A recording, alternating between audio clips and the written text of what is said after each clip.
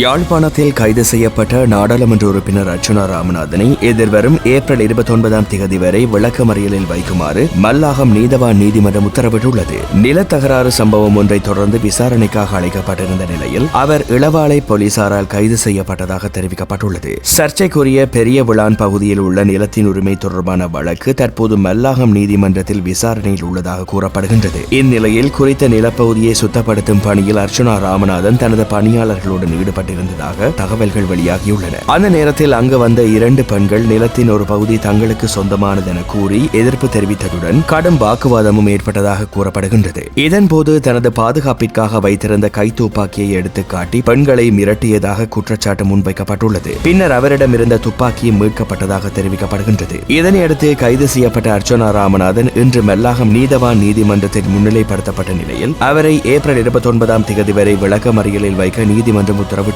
இந்த சம்பவம் தொடர்பாக தன்னுடைய காணிக்குள் அத்துமீறி நுழைந்ததாக அச்சுறுத்தியதாக அர்ச்சுனா ராமநாதன் அளித்த முறைப்பாட்டின் அடிப்படையில் சம்பவத்தில் தொடர்புடையதாக கூறப்படும் பெண் ஒருவரும் கைது செய்யப்பட்டு நேற்று நீதிமன்றத்தில் ஆஜர்படுத்தப்பட்டார். அந்த பெண் 1 வயது குழந்தையின் தாய் என்றும் குழந்தைக்கு பாலூட்ட வேண்டிய அவசியம் உள்ளதாகவும் நீதிமன்றத்தில் தெரிவிக்கப்பட்டதை அடுத்து குழந்தையை தாயுடன் இருக்க நீதிமன்றம் அனுமதி வழங்கியுள்ளமை குறிப்பிடத்தக்கது. இந்த செய்தி உள்ளிட்ட மேலும் விரிவான செய்திகளுக்கு www.behindmenews.org என்ற இணையதளத்திற்கு சென்று பார்வையிடுங்கள்.